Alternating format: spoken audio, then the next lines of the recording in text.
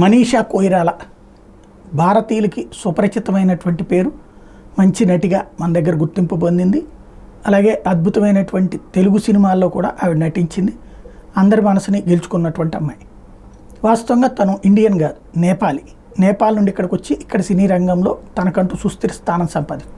ఇప్పుడు మనీషా కొయిరాలా తన దేశం గురించి, ఒకప్పుడు నేపాల్ ప్రపంచంలో నేరుగా హిందూ దేశం ఏదైనా ఉందంటే నేపాలే. వాళ్ళ రాజ్యాంగం ప్రకారమే అది హిందూ దేశం.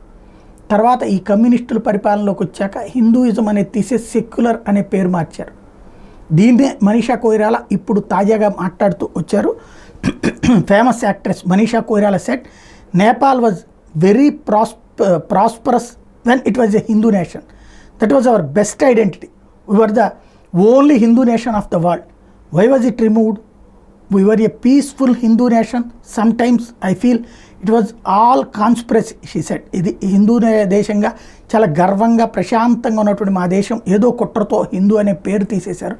అసలు ఎందుకు తీసేయాల్సి వచ్చింది అన్నటువంటి పాయింట్ క్వశ్చన్ చేస్తున్నారు. During Nepal elections she campaign for pro Hindu Rashtriya Prajatantra party RPP to make Nepal Hindu nation again. అక్కడ ఇప్పుడు ప్రస్తుతం నేపాల్లో ఎవరైతే హిందుత్వ కావాలని కోరుకుంటూ మళ్ళీ హిందూ దేశం కావాలని కోరుకుంటే నేపాల్ హిందూ ఏదైతే ఆర్పీపీ రాష్ట్రీయ ప్రజాతంత్ర పార్టీకి మద్దతు ప్రకటించి ఆమె ప్రచారం కూడా చేసి పెడుతున్నారు వాళ్ళకి.